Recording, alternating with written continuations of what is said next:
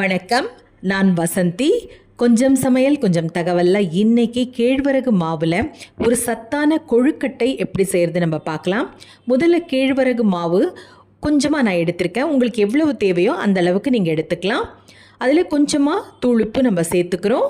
இப்போ தண்ணி கொஞ்சம் கொஞ்சமாக தெளித்து ஒரு கெட்டியாக நம்ம ஒரு சப்பாத்தி மாவு பதத்துக்கு நம்ம பிசைஞ்சிக்கலாம். அதை கொஞ்சம் கொஞ்சமாக தண்ணி தெளித்து பிசைஞ்சிக்கோங்க.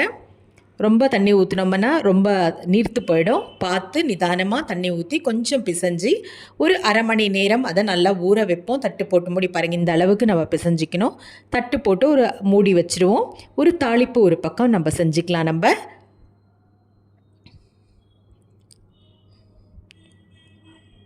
ஒரு தாளிக்கும் அந்த பாத்திரத்தில் முதல்ல நம்ம எண்ணெய் சிறிதளவு சேர்த்துக்கலாம். எண்ணெய் ரொம்ப தேவையில்லை, கொஞ்சமான எண்ணெயே போகிறோம்.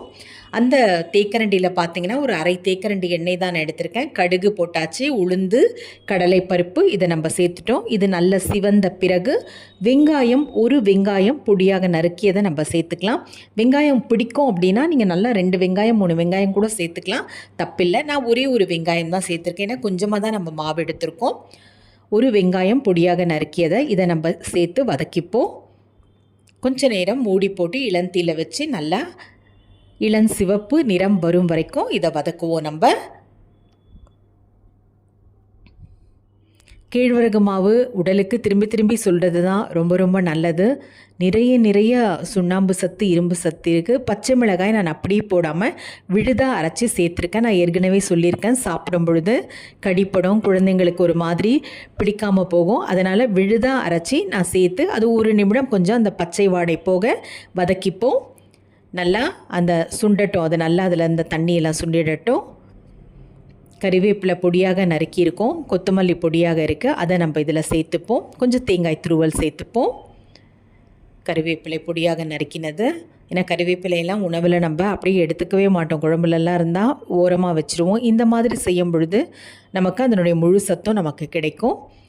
கொத்தமல்லி பொடியாக நறுக்கியது கொஞ்சம் தாராளமாக நிறையவே எடுத்திருக்கேன். நல்லாயிருக்கும், மணமாக ரொம்ப நல்லாயிருக்கும் கொத்தமல்லி நம்ம நிறைய சேர்த்தோம்னா. தேங்காய் துருவல் இன்னுமே வேணும்னா கூட நம்ம சேர்த்துக்கலாம். நான் ஒரு கைப்பிடி அளவு நான் சேர்த்துருக்கேன். அவ்வளோதான், அடுப்பை அணைச்சிட்டேன். அந்த சூடுலேயே உடனே இந்த சூட்டோடு எடுத்து அந்த மாவில் கொட்டி நம்ம கிளறக்கூடாது. கொஞ்சம் நேரம் நல்லா ஆறின பிறகு நம்ம எடுத்து அதில் கலந்துப்போம். நம்ம மழைக்காலம் மாலை நேரம் ஏதாச்சும் சாப்பிடணும், சத்தானதாகவும் இருக்கணும்னா இந்த கொழுக்கட்டை ஒரு ரொம்ப நல்ல சிற்றுண்டியாக நமக்கு இருக்கும். அந்த வெங்காயம் கலவை இதில் எல்லாம் கலந்துட்டு நல்லா கைகளால் கலந்து விட்டுப்போம். மறக்காமல் என்னுடைய காணொளியை பதிவு பண்ணுங்கள். பக்கத்தில் இருக்க மணி மீது அழுத்துங்கள். நல்லா கலந்து விட்டுப்போம். பாருங்கள், மாவு பார்க்குறதுக்கு குறைவாக இருந்தது, இதெல்லாம் சேர்த்த உடனே நிறைய, இதுவே ஒரு 20 கொழுக்கட்டை தாராளமாக வரும். எண்ணெய் கையில் லேசாக தடவிட்டு இப்போ அதை கொழுக்கட்டைகளாக, பிடி கொழுக்கட்டை இது அப்படியே கைகளால் இப்படி உருண்டை பண்ணி அந்த விரல்களால் அப்படி அழுத்தி விடணும். அவ்வளோதான், வேறு ஒன்றுமே இல்லை. இந்த மாதிரி செஞ்சு நம்ம ஒரு இட்லி பாத்திரத்தில் வேக வைப்போம்.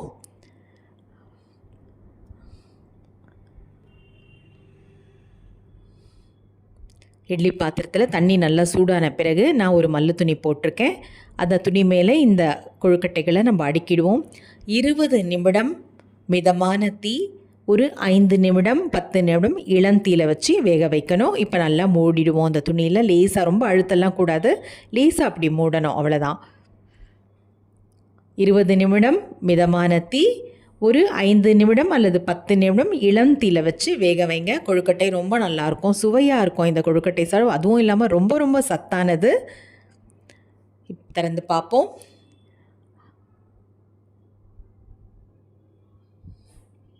நல்லா வெந்துடுச்சு, கொழுக்கட்டை நல்லா வெந்துடுச்சு. இப்போ நம்ம வேறு ஒரு தட்டுக்கு மாற்றிடுவோம். கட்டாயம் மாலை நேர சிற்றுண்டியாக செஞ்சு சாப்பிடுங்க. மீண்டும் சந்திப்போம். நன்றி, வணக்கம்.